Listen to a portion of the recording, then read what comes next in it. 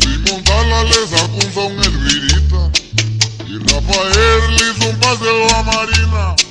Emilianito le sacó a Carmen Querida y Julio Suárez le hizo a Chabelita.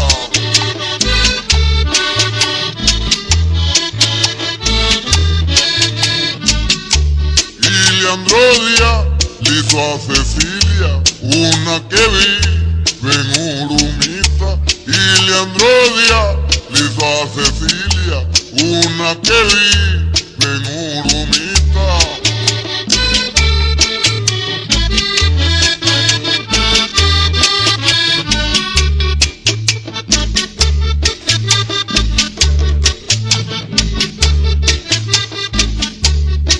Vamos a ver si Simón Sala y Julio Suárez hacen igual que Calona y Emiliano, que hoy en día están muy bien posesionados y ya tienen quien se duela de sus males.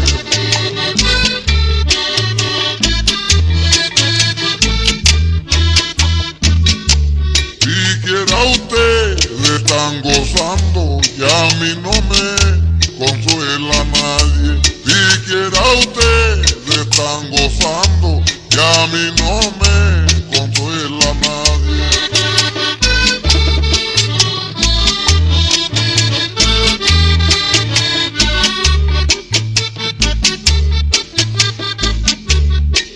Emilianito está muy bien posesionado y Rafael está casado con Marina.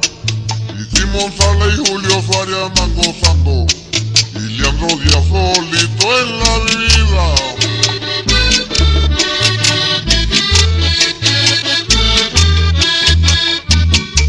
No es desde hoy que ando buscando maneras de curar mi herida.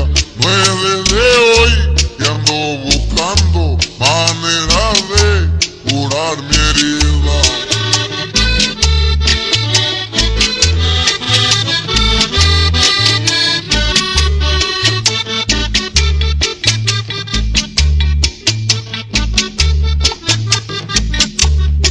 Pero en la vida yo no llegaré a encontrar una mujer que se duela de mi pena.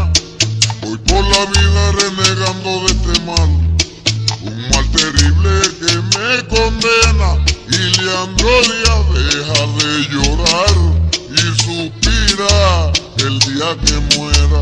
Y Leandro Díaz deja de llorar y suspira el día que muera.